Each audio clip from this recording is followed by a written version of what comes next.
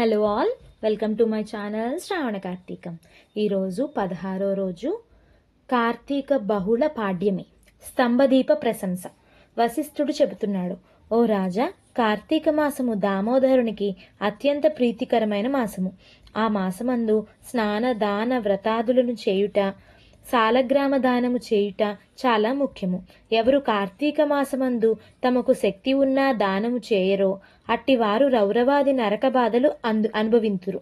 ఈ నెల దినములు తాంబూల దానము చేయువారు చక్రవర్తిగా పుట్టుదురు. ఆ విధంగానే నెల రోజులలో ఏ ఒక్క రోజు విడవకుండా తులసి కోట వద్ద గాని భగవంతుని సన్నిధిని గాని దీపారాధనము చేసిన ఎడల సమస్త పాపములు నశించుటయే కాక వైకుంఠ ప్రాప్తి కలుగును. కార్తీక శుద్ధ పౌర్ణమి రోజున నదీ స్నానం ఆచరించి భగవంతుని సన్నిధి యందు ధూప దీప నైవేద్యములతో దక్షిణ తాంబూలాదులు నారికేళ ఫలదానము చేసిన ఎడల చిరకాలము నుండి సంతతి లేని వారికి పుత్ర సంతానము కలుగును. సంతానము ఉన్నవారు చేసినచో సంతాన నష్టము జరగదు. పుట్టిన బిడ్డలు చిరంజీవులయుందురు. ఈ మాసములో ధ్వజస్తంభమునందు ఆకాశదీపముంచిన వారు వైకుంఠమునకు సకల భోగములలో అనుభవింతురు.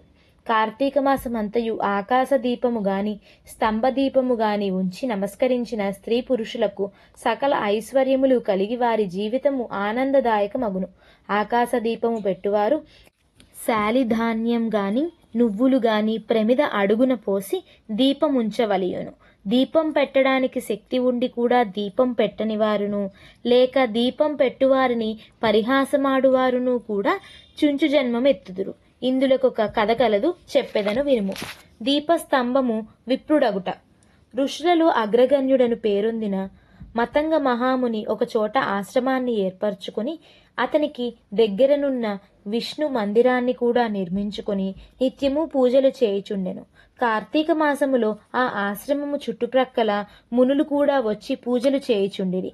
వారు ప్రతిదినము ఆలయ ద్వారాలపై దీపములు వెలిగించి కడు భక్తితో శ్రీహరిని పూజించి వెళ్ళుచుండెడివారు.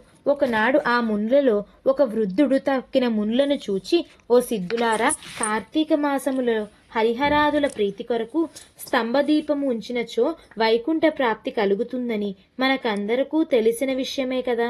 రేపు కార్తీక శుద్ధ పౌర్ణమి. హరిహరాదుల ప్రీతి కొరకు ఈ ఆలయానికి ఎదురుగా ఒక స్తంభము పాతి దానిపై దీపం పెట్టుదము. కావున మనమందరము అడవికి వెళ్ళి నిడుపాటి స్తంభం ఒకటి తోడుకొని వత్తుము రండు అని పలుకగా అందరూ పరమానంద భరితులై అడవికి వెళ్ళి చిలువలు పలువులు లేని ఒక చెట్టుని మొదలంటా నరికి దానిని తీసుకొని వచ్చి ఆలయములో స్వామికెదురుగా పాతిరి.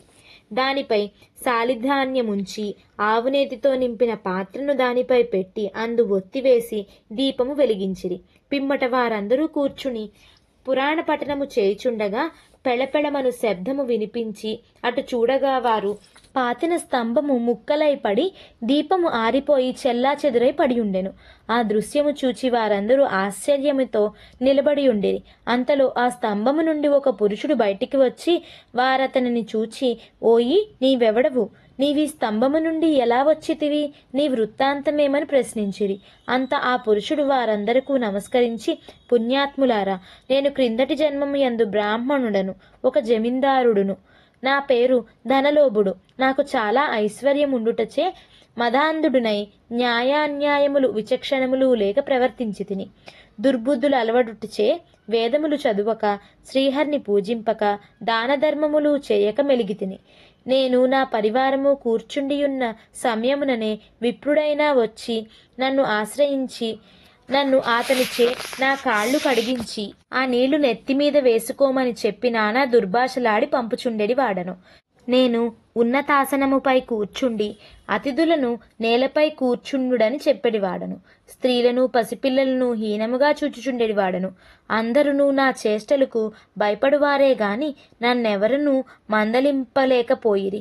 నేను చేయు పాపకర్మములకు హద్దు లేకపోయేది. దానధర్మములు ఎట్టివో నాకు తెలియవు. ఇంత దుర్మార్గుడివై పాపివై అవసాన దశలో చనిపోయి ఘోర నరకములు అనుభవించి 1,00,000 జన్మములందు కుక్కనై 10,000 జన్మములు కాకినై 5,000 జన్మములు తొండనై 5,000 జన్మములు పేడ పురుగునై తర్వాత వృక్ష జన్మమెత్తి ఈ కీకారణ్యమందు కూడా నేను చేసిన పాపములను పోగొట్టుకోలేకపోతిని. ఇన్నాళ్లకు మీ దయవలన స్తంభముగానున్న నేను నరరూపమెత్తి జన్మాంతర జ్ఞానినైతిని. నా కర్మలన్నీయు మీకు తెలియజేసి నన్ను మన్నింపమని వేడుకొనెను. ఆ మాటలు ఆలకించిన మునులందరూ అమితాశ్చర్యమొంది, ఆహా, కార్తీక మాస మహిమ ఎంత గొప్పది! అదియునుగాక కార్తీక శుద్ధ పౌర్ణమి మహిమ వర్ణింప శక్యము కాదు. కర్రలు, రాళ్ళు, స్తంభములు కూడా మన కండ్ల ఎదుట ముక్తి నొందుచున్నవి. వీటన్నింటికన్నా కార్తీక శుద్ధ పౌర్ణమి ఆకాశదీపముంచిన మనుజునకు వైకుంఠ ప్రాప్తి తప్పక సిద్ధించును. అందువలననే ఈ స్తంభమునకు ముక్తి కలిగినదని మునులు అనుకొనుచుండగా ఆ పురుషుడు ఆ మాటలు ఆలకించి, మునిపుంగవులారా, నాకు ముక్తి కలుగు మార్గమేదైనా కలదా? ఈ జగమ్మున ఎల్లరకు ఎటుల కర్మబంధము కలుగును? అది నశించుటెట్లా?